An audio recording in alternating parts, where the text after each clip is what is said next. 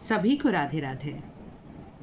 श्रीमद् भगवत गीता के चैप्टर 13 में अभी तक हम देख रहे थे कि भगवान कृष्ण अर्जुन को बता रहे हैं कि क्षेत्र और क्षेत्रज्ञ क्या होता है, और इसी के अनुसार उदाहरण देते हुए उन्होंने बताया कि ये जो 5 भूतों से बना हुआ, पंच तत्व से बना हुआ ये जो शरीर है ये क्षेत्र है, और इस शरीर में जो रहने वाला आत्म तत्व है या आत्मा है वही क्षेत्रज्ञ है।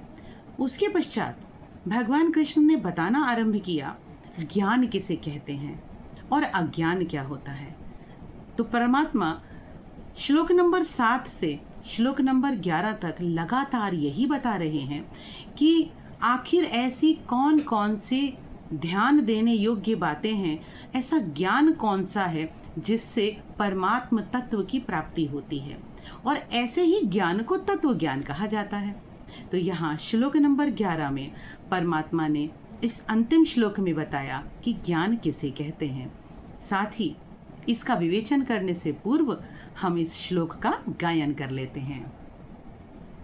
अध्यात्म ज्ञान नित्यत्वम तत्व ज्ञानार्थ दर्शनम एतज्ज्ञानमिति प्रोक्त ज्ञानम यदतोऽन्यथा।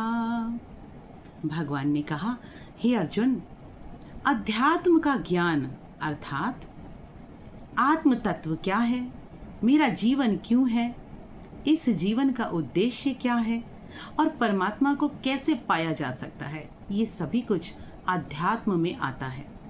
तो अध्यात्म का ज्ञान लेना और फिर नित्यत्वम, सदैव उसी में स्थित रहना, यानी हमेशा अध्यात्म का चिंतन करना, अपने जीवन के उद्देश्य का चिंतन करना, जीवन के उद्देश्य की प्राप्ति का प्रयास करते रहना और सदैव इसमें स्थित रहना, यही इसके साथ साथ तत्व ज्ञानार्थ दर्शनम, जो तत्व का ज्ञान है यानी परमात्म तत्व क्या है। देखो, अध्यात्म और परमात्म तत्व ये दोनों अलग चीजें हैं। अध्यात्म है खुद का ज्ञान, अपनी आत्मा का अध्ययन करना, अपने अस्तित्व का अध्ययन करना, इस संपूर्ण सृष्टि को समझने का प्रयास करना। तत्व ज्ञान क्या है? तत्व ज्ञान है कि वो परम पिता परमात्मा, वो पर ब्रह्म, उस तक कैसे पहुंचा जाएगा, वो क्या है। तो इस तत्व ज्ञान के अर्थ में ही परमात्मा कैसा है, इसको जानते रहना। तो हे अर्जुन, एतद् ज्ञानमिति प्रोक्तम्, यही तो ज्ञान है। एतद् ज्ञान, यही तो ज्ञान है, इसके अलावा और कोई ज्ञान नहीं है।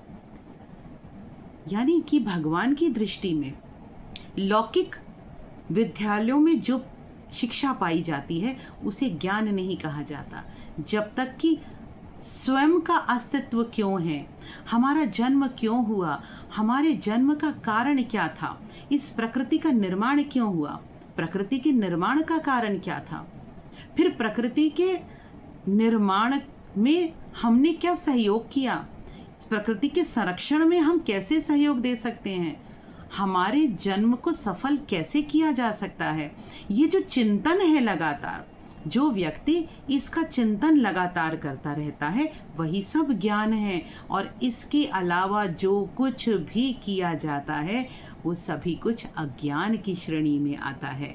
तो अर्जुन, अब तुम समझो कि जीवन का उद्देश्य ज्ञान की प्राप्ति में है, और हम क्या करते रहते हैं, हम कंकड़ पत्थर जोड़ते रहते हैं, हम इस भौतिक जगत में इतना उलझ जाते हैं, भौतिक सफलताओं में इतना उलझ जाते हैं कि उसके परिणाम स्वरूप तनाव, अशांति, अवसाद, भय, घृणा, नफरत, द्वेष, इन सब चीज़ों को अपने मन के अंदर पालते और पोसते रहते हैं।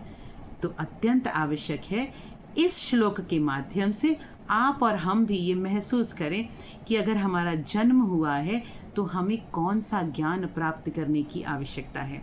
और ये हम कब चिंतन कर पाएंगे, जब पहले हम ये डिसाइड करेंगे हमारे जीवन का उद्देश्य क्या शांति प्राप्त करना है या इसी अवसाद में रहते हुए, इसी तनावग्रस्त स्थिति में रहते हुए हमें जीवन को व्यतीत कर देना है। तो जब हम पहले ये निर्णय कर लेंगे तभी हम आगे की सीढ़ी पर कदम रखने योग्य हो पाएंगे। तो चलिए आप और हम निर्णय करते हैं और फिर अगले वीडियो में मिलेंगे।